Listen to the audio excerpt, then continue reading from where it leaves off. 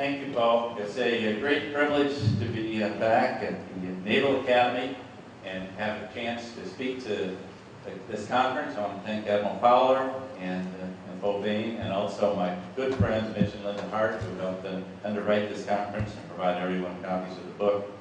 I think your topic is extremely appropriate for what we face in the world today, because we're faced with a multitude of crises. And in my mind, all of these crises, the solutions all revolve around having the leaders that will make a difference. I hope you, each of you, will take it upon yourself to be one of those leaders. As I say, I have great admiration for this institution. When I went to Georgia Tech and studied engineering, and I went straight through to Harvard Business School, and when I graduated, I came to Washington and worked in the United States Department of Defense, worked for the Assistant Secretary of Defense Controller, the equivalent Chief Financial Officer. And when I was 25, I was asked by the then Secretary of the Navy, Paul Ignatius, to become his special assistant, which I did, and also served under Secretary of the Navy, John Chafee. So I had a marvelous experience at a very, very young age during the midst of the Vietnam War and during some very, very challenging times. And it was a great learning experience to watch how leaders dealt with very difficult circumstances, which I'll comment on. But let me also say that the Academy is a role model for teaching leadership. In fact, all of our service academies have become that, and many corporations are now looking to the academies teaching leadership. And I see in my own classroom at Harvard, I have many former military officers who've done their service, served 5 years, gone through reserves and active reserves. And I find that they're the best leaders in my classroom. Now, if you ask yourself, why is that the case? Well, the answer is very simple. They've actually led something. And I think there's no substitute, as much as we want to study leadership as an academic topic, there simply is no substitute for experience in leadership. And I think, and when you have those opportunities, you have the opportunity to become a great leader. Leadership is not about studying great leaders, nor is it about learning the theories of leadership. It's about actually engaging yourself in challenging situations. And I was fortunate to be at Medtronic during a period of great growth. And at the time, we thought we were doing a pretty good job. But I can tell you, the real test is when you're in a crisis, when things don't go your way, when things suddenly turn around on you and head the other way. That's the real test of any leader. There's an old English proverb that goes, a smooth sea never created a great mariner. I think all of you here at the Naval Academy know that to be the case. In fact, the thing I really always admired about the United States Navy was naval officers, all up to and including admirals, really didn't want to spend their time in the Pentagon. They want to be out at sea. And I think that's where the action is. And I think the same is true in business and in every form of leadership. But today, in America, we're facing a leadership crisis. I refer to in business, at least, this is the lost decade of leadership. The Kennedy School of Government recently completed a survey of America's citizens and confidence in our leaders that was rather more than a little disturbing. 69% of the American people said that they didn't trust our leaders. 67%, even more concerning to me, said that if America doesn't get new leaders, will decline as a nation. Now, it's interesting, when they divided those into categories, the best leaders were military and people in medicine, doctors, nurses, and all the people who contribute to medicine. At the bottom of the list were, not surprisingly, Wall Street, the media, and politicians, and then business leaders. I think the reasons are fairly self-evident of why this reaction. We started the decade with Enron, and over 200 companies went through financial restatements, which really raised significant questions about the integrity of accounting, but more importantly, the integrity of our leaders. And that's when I really got involved in wanting to write and talk about leadership, because I've been in business for 33 years, culminating my 13 years at Medtronic. And then, of course, in 2008, 2009, we had the financial meltdown and the recovery from that. And although the economists have told us we've passed with the eye of the storm, much like we're dealing in Haiti right now, we're dealing with the very severe aftermath. And today, people may tell you the unemployment rate is 10%. The actual number is 17.3% from the Department of Labor, because that includes all the people who are looking for full-time work but cannot find full-time jobs. Please don't tell me that someone who had an $80,000 a year job, is now working part-time at Starbucks, has a full-time, has a real job and support their family. But we faced, for the first decade in history, the stock market, since World War II, the stock market was down, but more significantly, incomes were down. And so we have to ask, what's happening? What has happened? And I really do think it comes back to leadership. And I think this latest financial meltdown was a result of leaders who are practicing short-termism. In other words, they're putting their own short-term interests ahead of the institutions they serve. And to me, that's a violation of cardinal rule number 1. Because unfortunately, as a society, we become a society of instant gratification. And we put more emphasis on spending than we have on investment. When all American people were willing after 9/11 to do just about anything to help their country, the president was asked, what should we do? He said, go shopping. And I think that this was an unfortunate mistake to say that it's not just about spending money. It's really about how do we invest in our country in every way. And most important, how do we invest in leaders? And I think we've gotten too caught up in looking at short-term metrics and the instant analysis on the media and have lost sight of leadership. It requires long-term development. For each of you to become a leader, you need to develop yourself. It's no different than a great athlete or a great musician. You want to play the people ask the question, are leaders born or made? I think that's the wrong question to ask. Because we're all born with gifts. Each of you is born with gifts of leadership. The real question is how are you going to develop yourself as a leader? I remember once talking to Lance Armstrong after he won the Tour de France once. And here's a person with great, remarkable athletic gifts. He made a statement in his book, it's not about the bike. He said, if I had to choose between winning the Tour de France and having cancer, I would choose cancer. So I had a chance to do a friendly bike with him. I'm sure he wasn't a competitive bike ride. But, and asked him, were you really serious about that? Is that just something your publisher wanted you to promote? And he said, no, I'm totally serious. He said, had it not been for cancer, I never would have won the Tour de France. Because I had the gifts, but I never had the discipline. I had a terrible attitude. And he said, because I faced death and realized what it was all about, I then had to face life and become a better human being, a better father, a better husband, and a better human being.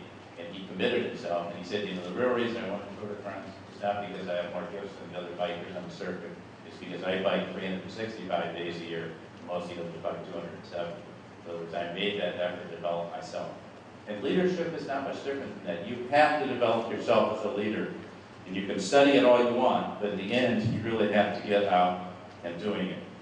And I really think the real issue we have is we need a new generation of leaders. And I hope you will be part of that generation of leaders who will follow what I call your true north, your most deeply held beliefs, values, and convictions. If I asked each of you to write down what your true north is, each of you, I think, could probably do that. That's really not the question. The question is, what do you do in crisis? What do you do under pressure? Do you deviate? Does the pressure become so great that you say, well, we have to deviate a little bit, we can't let this information out, and that's when you get in trouble.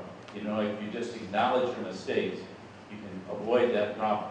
Or you get seduced by the rewards, not just monetary rewards, but rewards of promotion, rewards of recognition by your peers. Most all the leaders I've seen fail not because they lack capacity for leadership, but because they lose sight of their calling. They lose sight of their true north, they lose sight of the institutions they serve, and they bow to the pressure or they get seduced and pulled off their course. We all have a tendency to do that at one point in time in our lives. And so the idea is say, well, that would never happen to me. No, it will happen potentially to every one of us at some point in time. The question is, do you have vehicles for course correct? Have you developed yourself so you can come back to your true north? Because I think what we really need, we've been choosing in the last 10, 20 years, been choosing in many elements of society, especially in business where I've devoted my life or my time, we've been choosing the wrong leaders for the wrong reasons. We've been choosing people more for their charisma than their character. We've been choosing people more for their style than their substance. We've been choosing people more for their image and their integrity. Well, I'll stand here and tell you that leadership is not about charisma. It's not about style. It's not about image. Leadership is about character. Leadership is about integrity. And it's about having the knowledge to do the substantive work. And I would like to think that everyone in this audience will become a leader of character who knows their true north and can stay true to what they believe in. Now I'll go one step further and say no one can tell you what to believe. There's no set pattern of beliefs. Someone can say these are the values you ought to have. You have to know what you really believe at your deepest level. Because when the test comes, and it will come multiple times in your life, that's when you're tested. You have to go back to that core set. Who am I as a person? And I think leadership basically is something that comes from within you. It's not out there. It's not how you appear before the media. It's not how you impress people. It's about who are you as a person. See, I think leadership has changed dramatically in the 21st century over the 20th century. You know, we had the military model of leadership was widely emulated in business, very hierarchical command and control model. And meant up putting down command and control, but I think it's changed dramatically because the people today in organizations have changed. Basically, we have knowledge workers. I often say to people in business, the people working for you don't know more than you do, then you better get some new people. Because we've gone away from the old craftsman-apprentice model. But more important than that, in spite of what the economists have told us, that the people are primarily interested in money, I actually don't believe that. I think at the end of the day, most people know they'll never be wealthy, and they're really interested in making a difference. They'd like to think at the end of the day, they left something behind that made a difference. Now, each of you have chosen a career where you're going to make a difference, and I just want to urge you to stay true to that. I think the new model of leadership I can define in 4 words: align, empower, serve, and collaborate. There's nothing more important in leadership than aligning people around the sense of the organization's mission and its values. You can write all the rules you want, but if people don't know, a far-flung global organization, don't know what the mission of the organization, what's the calling, what's the purpose, and they don't know its values, then you will have significant deviations, especially under pressure. Now, the people where I teach business at Harvard say that's the soft side of leadership. Getting the numbers right is the hard side. They've got it absolutely wrong. I can tell you, having been someone who's had to lay people off, having to get the budgets correct, that's the easy side. At the end of the day, the decisions are pretty clear.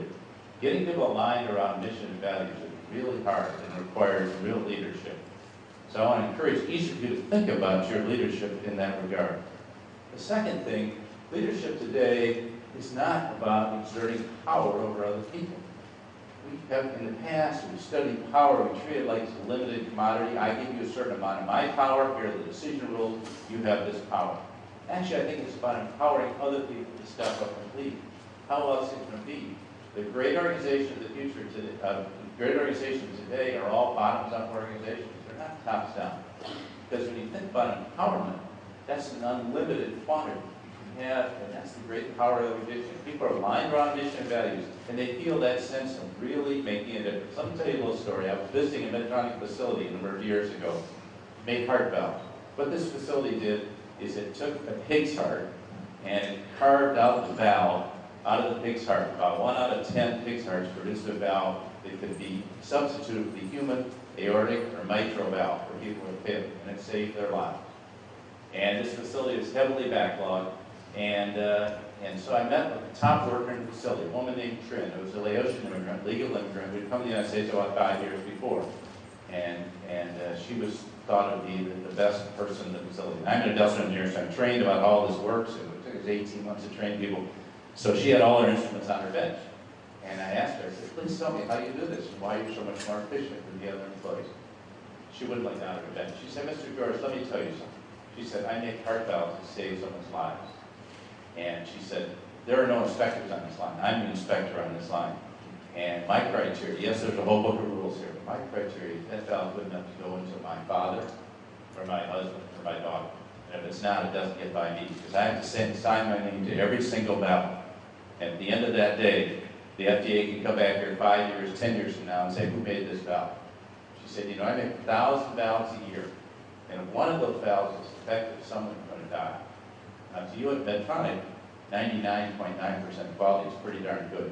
She said, but I could never live with that, knowing that I caused the death of another person. She said, you know when I go home at night, you know what I think about?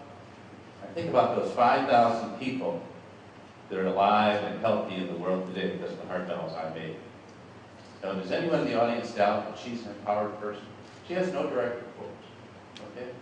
She makes about $15, she makes about $20 an hour. She knows she's never going to be wealthy, but she's wealthy inside. She knows her work is making a difference. Now, to me, she represents the kind of empowered people we want in our organization, regardless of our organization. The third thing about leadership is that leadership is about service. It's not servicing the owner or servicing the bosses. It's about whom are we serving and understanding that. We are as much serving the people who work for us instead of they're there to serve us. And how do we serve them? Great leaders know how to serve people. At Medtronic, we thought everyone in the organization was there to serve the patients. We were there to restore people to full life and health. How are you serving? Do you see yourself as a servant leader? Because I think if you don't, you need to rethink and recalibrate your leadership. Because the great leaders today, not the ones the media puts up, but the truly great leaders are those who are servant leaders. They realize here at the Naval Academy, you're here to serve your country. If you can't get that straight, the country's not here to serve you. I think in business, people think they're there to serve the shareholder. They're absolutely wrong. They're there to serve their customers, the patients they serve. That's who we serve. And we also serve our employees. And if we do that well, then we'll have an empowered organization. Finally, leadership is about collaboration. I remember one of the great thrills I had was going on CPA 61 to Ranger and watching in naval maneuvers back in the late 60s on very high seas, 5,000 people working together from very different areas all at the same time, doing a series of very complex operations, all having to be integrally calibrated. I said, that's what we really need in an organization. We need that spirit of collaboration throughout the organization. Not that we're competing with each other, but that we know how to collaborate. So leadership in the 21st century is about aligning people around a sense of mission and values, about empowering them to step up and lead at all levels. It's about serving through your leadership. And finally, it's about creating a spirit of collaboration so that everyone can work together rather than competing with each other. I got my first exposure to leadership where I was really on the line when I was 27 years old.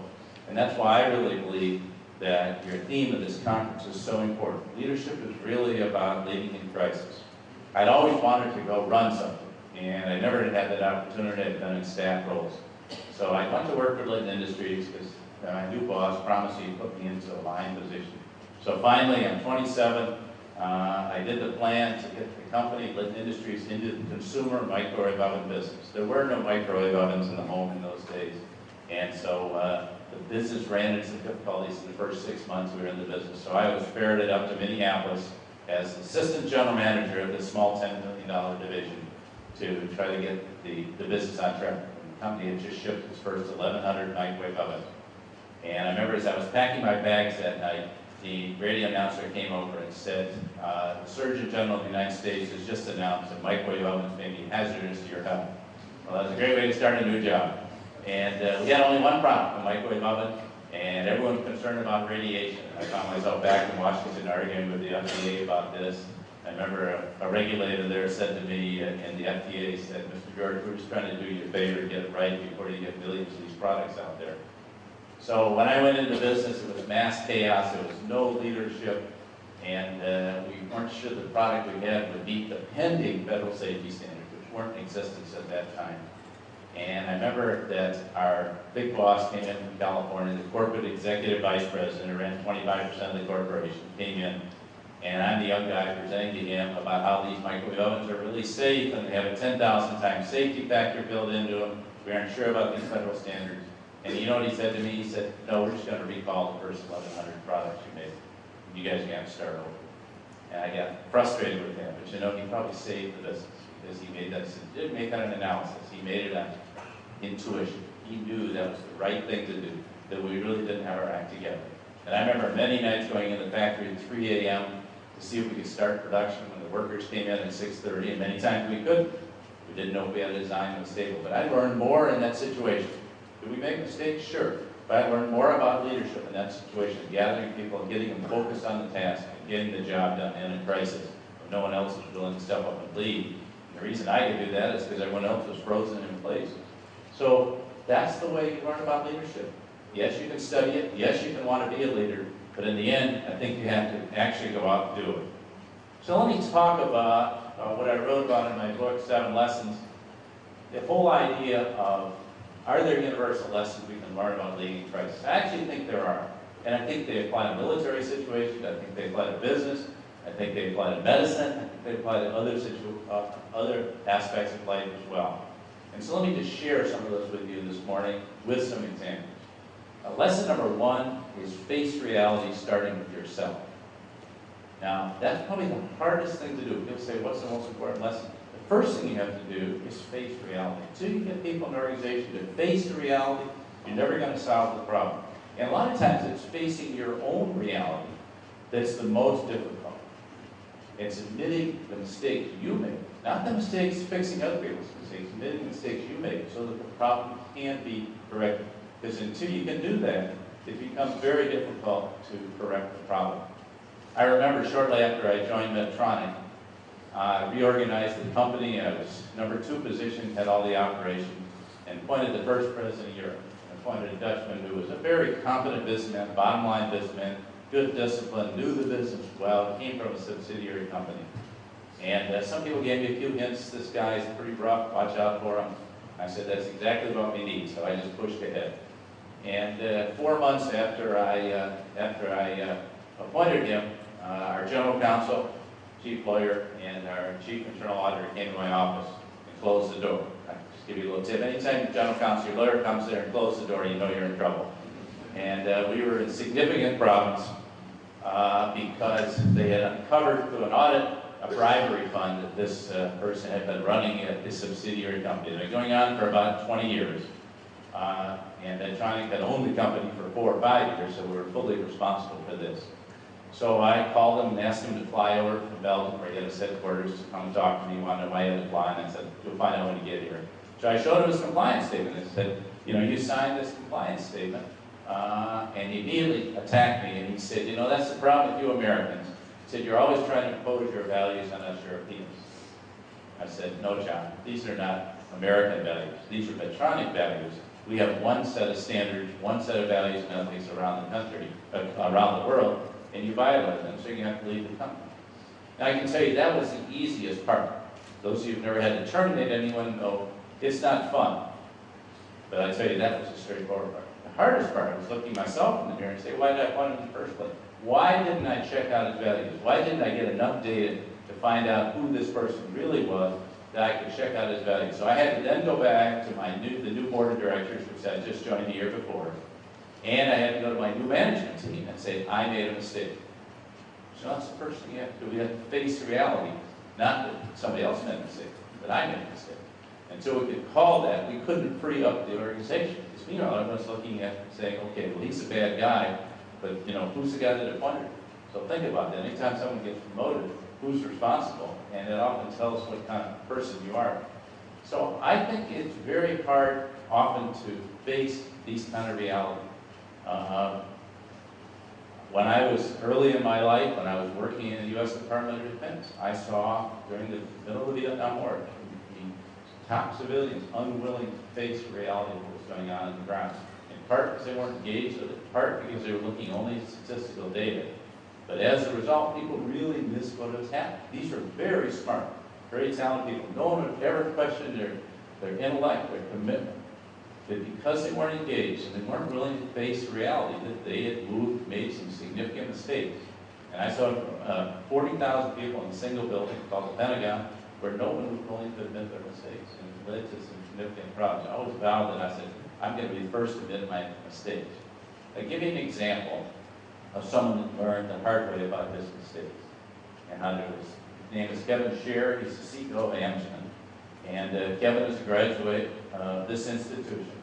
And he always wanted to be a naval aviator, but he failed the eye test. His father was a naval aviator, his grandfather was. He wanted to be one too. He failed the eye test, so he went into nuclear power.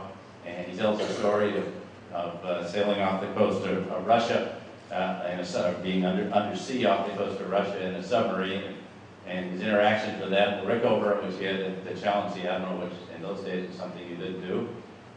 And Kevin then went to work for Jack Welch when he left the Navy. When he completed his tour, he went to work for Jack Welch at General Electric. And during the interview, Welch said to him, young man, when did you ever take a risk? Looked like you've had a pretty soft career. And he said, well, sir, I was off the coast of Russia for 9 months in a United States submarine. He said, and then he went back to Welch. He said, when have you ever taken a risk with someone other than other people's money? So that got him the job because he was willing to stand up to him. But Kevin was the star at GE, and he bailed out of there because his ego got a hold of him. And he went to a company called MCI in the telephony business. He thought he could be CEO at 41 years old. And he bailed out of there, and he learned very quickly he wasn't going to be the CEO. In fact, he was miserable. And here's a guy that let his ego get the better of him. Good person, his ego totally, and he said he spent the three most miserable years of his life. He had truly lost his true north. He had lost his way, so to speak. And so, and he was miserable, but at a certain point in time he said, I just got to suck it up. I can't just leave here. I have to go do the job. And eventually an opportunity came to go to Amgen, didn't know where the company was. He went to the library to study that this was the world's largest biotech company. And he went to Amgen in 1992. He became #2 chief operating officer. He said he didn't know anything about chemistry and biology. He had to relearn it all, went into the labs, learned from the scientists, got control over his ego. And then became CEO and very successful after about 5 years. And used to come to my classroom and worry about how fast they could grow. And then all of a sudden, a drug called Aranesp, which is their future drug, hit them. And Aranesp is an anemia drug. And they started getting reports and started doing some studies along with Johnson & Johnson showed that in high dosage, this product, and it was also being heavily used off-label, and much higher dosage than was prescribed, was causing significant harm to patients. So we called all those people together to discuss this. And everyone said, the problem is that guy down at the FDA. If we could just fix that problem, he's the guy that's causing us this problem. And he's trying to get us to recall this drug. And Kevin finally said, you were that regulator at the FDA, how would this look to you? And they said, well, the scientist said, yeah, it would actually look pretty bad. And so Kevin tasked his top people to go solve the problem. And he gave them each an assignment, come back with him with a plan. 2 weeks went by, nothing happened. 4 weeks went by, nothing happened. 6 weeks went by, nothing happened. After 6 weeks, he was sitting in the shopping mall waiting for his daughter. He had to pick up and going in for an appointment. And he pulled out a piece of paper and he said, Kevin, what's your role in this whole problem? And he said, I said it, I'd write down the mistakes I made as the CEO of the company. He said, Bill, he said, it's a very long list. He said, when I got back to the office the next day, I called all my people together and said, okay, now I want to tell you all the mistakes I made with regard to this problem. Pushing too hard for growth, pushing you too hard to try to expand the drug beyond its natural constituency, pushing hard for high dosage. He said that it shocked that the CEO would admit his mistakes. He said when it did, it freed up the whole organization to take this one very seriously. And then they put a plan together and said within 3 days he had a plan. They went back and instead of growing the business, they had to recall, they had to cut back on the usage. They went to the FDA and said, well, limit the usage, we'll put a black box warning on. He said it cost them $1 billion in sales, which in that business is almost all in profit. $1 billion in sales, he said, but he saved the drug, he probably saved the companies. So think about that as an example of what it takes to face your own reality. Kevin had to face his reality, not that somebody else had messed up. He had to face his own reality. Because I think most problems start with a change where people aren't willing to do that. Well, lesson number 2 is don't be Atlas, get the world off your shoulders. What does that mean? Well, I'll tell you, there was never a time in Turning when I didn't feel I had the world on my shoulders, like millions of patients were relying on us. We had a quality product. We had shareholders putting the kids through college. We had 38,000 employees relying on us. But it doesn't just start at the top. I had a young man who's a graduate of the United States Military Academy at West Point, a lieutenant. I'm going to give him the name Ron. Excellent young man. He came from a military family, and he wanted to be an airborne ranger, and he did become one. And at a certain point in time, he tells the story, he told the whole class the story. He said that his very best friend was killed. He was company commander. And Ron was asked to step up to company commander. So Ron took command. And then he decided that in his grief about his best friend being killed, he would just stop his grief. And he became very directive with his people. And what he realized after a few weeks of this is he had totally lost the support of the 138 people in his command. And that he said he was like a robot. No one could reach him. He was very distant from his own people. And he would sit inside and give directions. He could go, I couldn't carrying him out. And finally he came to his senses. and realized that he had to do a total rethinking his whole approach to leadership. And became much more humane. He shared with his men and his women how he was grieving and what he was feeling at that time, and allowed them to share their grief. And all of a sudden, he said, the power of people coming together and the team totally turned around. But see, he had to turn around himself before that happened. He had to get the world off his shoulders and realize he couldn't do it himself. He couldn't just go direct his 138 people. He had to ask them for help and get them on board with his help. So it's really a form of, if you will, empowering them to really, but to do that, he had to be really open about what he was feeling and share with them. And becoming one of them, he really became an excellent leader for them. Another example is one of my students who's a Marine, ROTC, and went to University of North Carolina. And before he completed his ROTC duty, he started an organization in the town of Kibera in Kenya. And it's a slum, 750,000 people crammed in a very small area. And he was trying to do this, and he then became a Marine and a counterintelligence officer. He operated in Iraq, he operated in Afghanistan, and he had a tour in the Horn of Africa. And he recognized, acknowledged to me and to himself, more importantly, that he was trying to do all the missions himself and not really relying on his people. He was trying to figure it out. Meanwhile, he's going back and taking his sleep time to try to keep this little organization he started in Kibera that was helping poor people and helping organize people, and he was trying to raise funds, doing that 3 or 4 hours a day or night, as the case may be. And he said that he was on a mission with his people, and he had one person sitting next to him. He was in a truck, and he was way behind time. He had to get somewhere very fast. He was going down the road, and at a certain point in time, he came over a hill. He veered off the road and headed to the cliff. And he said the only thing to save his life is he got a rock, big, huge rock. He said that really, to him, became what had happened to him. He lost control. He was trying to do so much, and he was trying to take on so much that he was trying to do everything himself, and he had to pull back from that. And so I think if you can learn the lessons, don't try to do it all yourself. You're part of a large organization. You have a team. You have people who work for you, people who work with you, you have bosses, that we're all part of organizations. And I think in leadership, there's a great danger of saying, I can do it myself. Lesson number 3 and 4 I'll take together has to do with, the most important thing is getting to the root cause and recognizing most problems take a very long time to solve. And they aren't always easy to solve. That problem I told you about with Kevin Shear took a long time to solve. It couldn't be solved until you get to the root cause of the problem. I've had a series of email exchanges with one of my students. I won't give you her name. But she became CFO of a small company in Silicon Valley. And it's a startup company, not publicly held. And she started to realize something was wrong. She started seeing the president and the CEO's expense accounts, and there's a lot of unusual stuff on the expense accounts.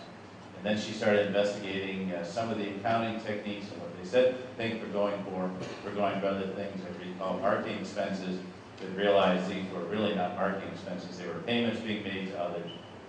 And she tried to talk to her boss about this, and he refused to talk to her about it. He just said, that's a problem, just go, that's not a problem, just go do it. So she communicated back to me and said, what should I do? And I said, well, you're the chief financial officer, you have a legal obligation. If the accounting is fraudulent and you're miscoding things, and this is known, and there's a question of expenses, inappropriate expenses, you need to confront this. So I said, what about going to the board of directors? She said, I'm not sure where they are. And so she went to the auditors, well-known Big Four auditing firm. She sat down with the auditors and laid out everything for them that was going on and said, here's what's going on, and here's the inappropriate accounting that we're engaged in here.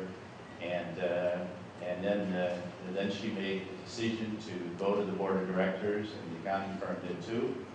And interestingly enough, the chairman of the board decided that there was too much money at stake here and that they couldn't disclose this publicly, so they decided to cover it up. And she said at that point in time, I think I need to find a way to leave. And said, you can't leave, you're implicated here. And And she said, no, I have to find a way. So she did everything she could to try to get the accounts right, and eventually did leave. But, so it's not a happy story. She actually had to leave the company because there actually was something going on. So I give you that story. The root cause of that problem was basically it was not an accounting problem. It was not even an expense problem. It was an integrity problem. And it was a problem that went right to the heart, is that people were trying to take the company public. And they didn't want this all to come out before they took the company public. So people who were running the company had lost sight of what they were there for. This was a long-term problem. It's taken her a year to extract herself from there. And she lost her job.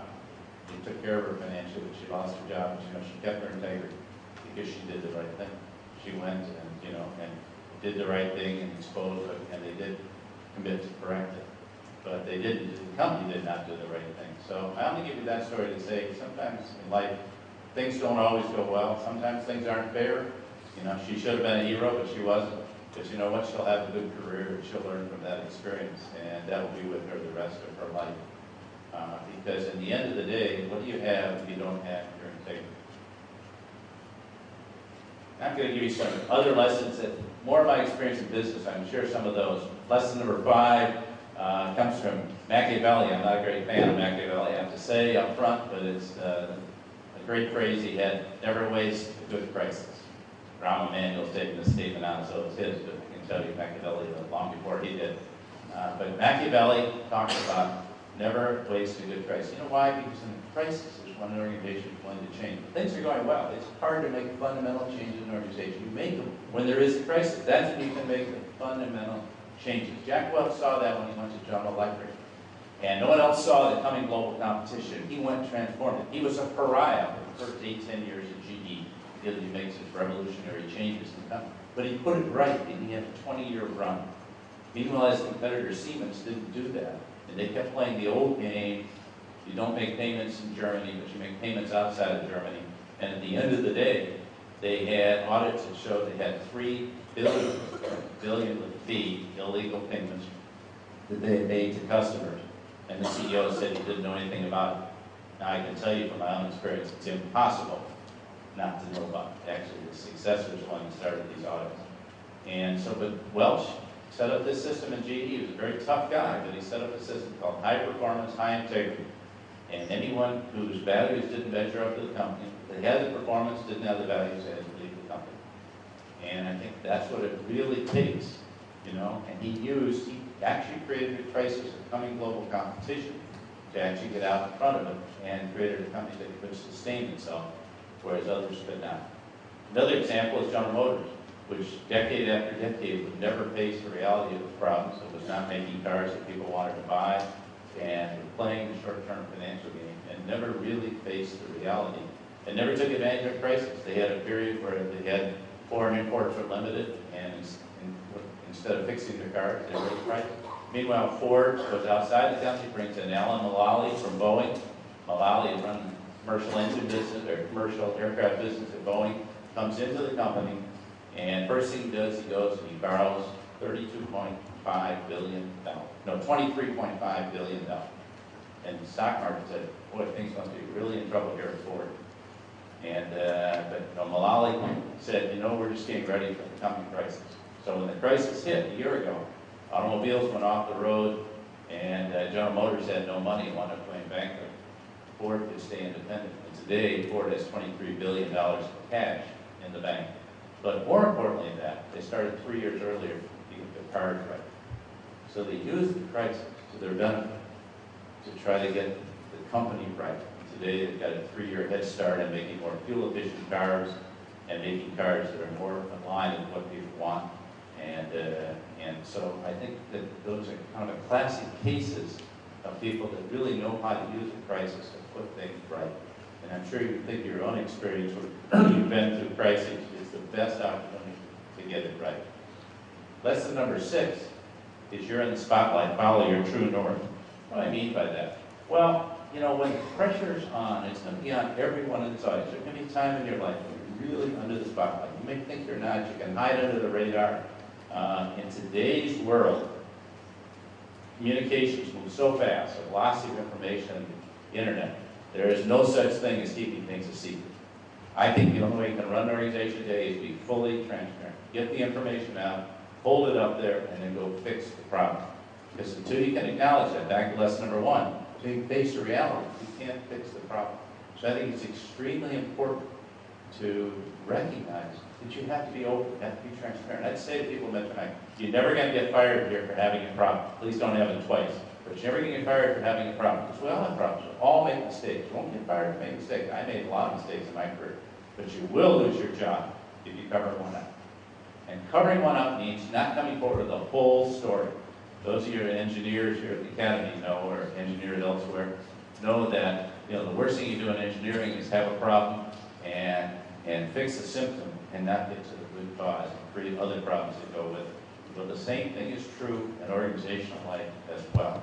You have to get to the root cause, but you can only do that if you have the full knowledge. And Medtronic, it scared the heck out of me that we wouldn't know the whole problem. Because, we got that problem fixed. Actually, our product is harming people. Until you get the information out on the table, and I would say to people, we can get the best people in the world to solve this problem, but we can't solve any problem we don't know about. So a big organization is really important that those come to the surface. That means you have to be transparent.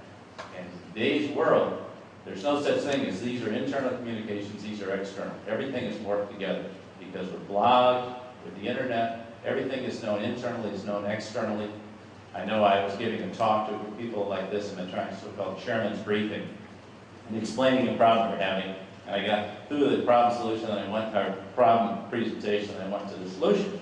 And I got back to my office, and I found Reuters had the whole problem laid out at 9:29. My talk didn't end until 10 to 10. And so Reuters had the story from one of our employees before that. But that's just the way it is.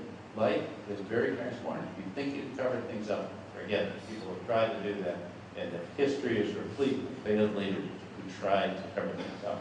Best to get them out on the table and admit your mistake. But you're in spotlight.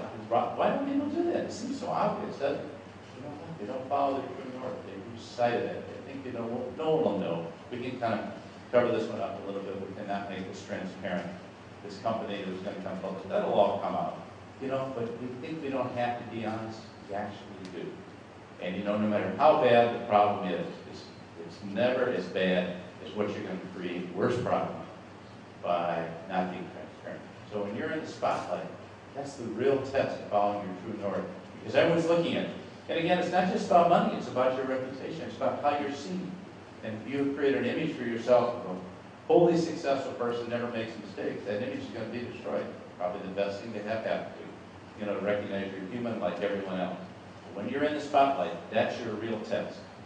I'll give you a couple examples drawn from the business world. One is Mattel toys. A number of years ago, a consumer found lead in children's toys. And these were played by little kids like my grandchildren, 1.5, 2.5 years old. And so Mattel had not been testing, went tested and confirmed there was lead in the toys. And so they recalled 14 million toys. They did the right thing. Then the CEO, Robert Eckert, got called in front of Congress and said, Mr. Eckert, why did this happen? He said, don't blame Mattel. It's those Chinese contract manufacturers. We get all of our products, they're all made in China, 100% made in China, and they're the ones responsible. Okay? Whose name was on the product? Was it a Chinese manufacturer? No. It was Mattel. Who designed the product? Who was responsible for the quality control? Who was responsible for the inspection? You can't blame someone else for your problems, which he did. And of course, he set up a whole round of xenophobia. Let's go after the Chinese. One senator said, I suppose now made in China is a warning label, and thought he was being funny. But Mattel had no other options. All his problems. The head of his largest supplier actually committed suicide because he felt so responsible. It was Mattel that didn't do the job. So in the spotlight, he ducked. Didn't take responsibility for the problem. Another example is David Neilman, the CEO of JetBlue, the founder of JetBlue. David came to my classroom and told his story this fall. We wrote a case on it. He founded JetBlue with a passion for customer service. Many of you who've flown JetBlue know they really want to give you great value with really good customer service. Not a lot of luxury, not a lot of specials, but very good values. So on Valentine's Day 2007, there was a huge storm at Kennedy Airport where they had their planes, and people wound up sitting on the runway up to 10 hours. And Mattel's reputation for customer service just went up in flames, and all the media was focusing on this. So Neilman went down to the control room to see what was going on, and he found it was mass chaos. And he was not the operating guy. His operating guy was on vacation in Florida, wouldn't even come back, and he found it was mass chaos. What did he do? First thing he did is he put out a video on his website and apologized to all the customers who had been harmed from this. He said, this is not our standard. The next day they had to cancel 1,000 flights. He said, we're apologizing to all of them. Then he went on the Letterman show, he went on the Today Show, he went on CNN, CNBC, all the shows, 17 different shows, and apologized on behalf of the company. And then he did something very unusual. He put together a customer bill of rights, which said if you get harmed by JetBlue because you're tied up, you're held on a runway inappropriately, you're going to get this fund. And they created a $25 million fund. Now the irony of this story is that he had a board member and a couple of board members who didn't think much of this. They thought he was harming the company by telling the truth. And so in the end, they decided that he should actually give up his CEO title and eventually leave the company. And so he came to class to explain this, what had happened, and he's now founded an airline in Brazil called Azul. So it wasn't always a happy story like our friend Patricia with the IT company in Silicon Valley. It wasn't always a happy story. He came to my classroom, he got asked about my students about this. He said, you know, yeah, I lost my job, but I kept my integrity. And at the end of the day, what's more important? What do you really want to do in life? What's more important? You can always get a job. You can always find a new place to go. But you can't get your integrity back. Once you give up your integrity, you don't get it back. So lesson number 7 is, go to the heart of this conference. How do you take crises and turn them into opportunities? I think this is something you want to really think about, because oftentimes in a crisis is an opportunity to go on offense. I'm going to give you some business examples of people who did this. Sam Palmisano took over IBM when the company was coming out of a crisis, and he wanted to make a company that was much more collaborative, and he did a values jam with over 340,000 employees, a 72-hour values jam to decide what should the values of IBM be. And he got tremendous support from all his people for the values. Now the values wouldn't surprise you. They were integrity, customer service, and innovation. But what it was is he got the support of his people. So if you went on offense, and if you look at what IBM's done to create a collaborative model, he wanted to take the organization from an organization which was a tops-down, task-oriented organization to a collaborative organization where everyone in this giant 400,000 person organization pulled together. Well, if you study the history of IBM in the last 5 years, you find out they've done extremely well because he's converted. And I know when I first started telling these stories, people would say, well, Palmisano, you know, his IBM stock price is not doing so well. And I talked to him about it, and he said, you know, I know that it's going to take my whole tenure, 5 to 7 years, to change the culture of this mammoth organization. He went on offense to do that. Another well-known case is Steve Jobs at Apple. When Apple was totally failing, and he couldn't make it in the computer business, he brought out the iPod, iTunes, now the iPhone. Now they've redone the computer line, and all of a sudden they're winning, but only because he went on offense to solve that problem. So I think when you're feeling in the middle of a crisis, it's not just time to hunker down and pull back. That may be the time you need to transform the company. Medtronic faced a similar situation 10 years ago when the growth which we've had for 13 years totally went out of the business. The air went out of the balloon, and we had a choice either to pull back or to go on offense. We had the courage to go out and do about $14 billion in acquisitions and forever to transform the company from a pacemaker company into a medical technology company. But only because we were willing to take the risk of going on offense. So many times in a crisis, you need to do that, to figure out, and there are great military stories about battles that have been fought when people didn't just play defense, but they figured out how to go on offense. And what is that offensive force that can transform your organization and get everyone with you to have the sense we're winning again. We're not just not losing. We're on the offense and winning. So let me conclude by saying that I really believe that a crisis may be your defining moment. And when you find yourself in a crisis, maybe you face crisis in your personal life. I faced one a number of years ago when I was en route to be CEO of a company called Honeywell. And I was so caught up in that I was playing the game, I was playing the corporate game, I was even wearing cufflinks, which I don't wear, and trying to impress the board of directors, trying to impress management. And I remember one day I was driving home to my house, and I looked at myself. Now at this time, my wife and I have been married about 17 years. We have 2 kids in high school. We had lived in Minneapolis for years. We're very happy. I looked at myself in the mirror and I was miserable. Now how could you be miserable when you have everything going for you? So I went home and told my wife what I was feeling. She said, "Bill, I've been trying to tell you this for years. You just didn't want to listen.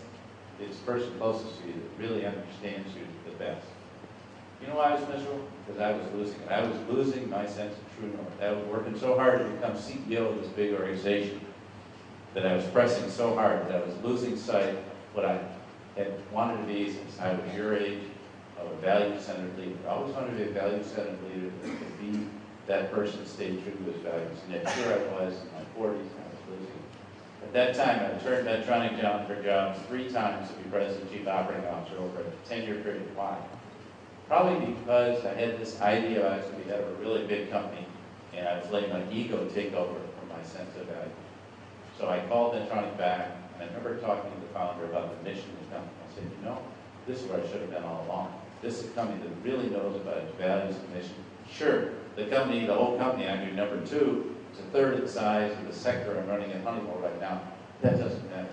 What really matters is, are we doing something really worthwhile? And I remember walking into the building the very first day, and it felt like I was coming home to a place I'd never been before. I'd never even been inside the building. You know why? Because I felt like I was with a group of people where we could work together. I could learn from them. They could learn hopefully a little from me. But together, we could really make a difference. So I want to challenge you in closing and say, what are you going to do in your life to make a difference? How are you going to make a difference in the world? Robert F. Kennedy said during his lifetime, "Few will have the greatness to bend history itself." Now, there may be 1 or 2 of you in the audience will have the greatness to bend history itself. But he went on to say, each of us has the opportunity to make the difference, to commit to a small series of action in our own environment to make a difference. And the sum total of all those actions will be written in history with this generation. What I hope for from your generation is that you will be one of that small group of people to really make a difference in your environment. And all of you, all of us collectively can work to make this world a better place. Margaret Mead once said, "Never doubt the power of a small group of people to change the world. Indeed, it is the only thing that ever has." So don't think of yourself as someone that has no power. Think of someone who can't make a difference. You can make a difference in your life. You can commit yourself to a life where you're true to your values, true to your belief. You follow your true north. And at the end of the day, you can look back and tell your family, and tell your favorite granddaughter, you know, I did the best I could, and I made a difference in my way. I used the gifts I had. I led in the way I could. Because each of you is called to be a leader.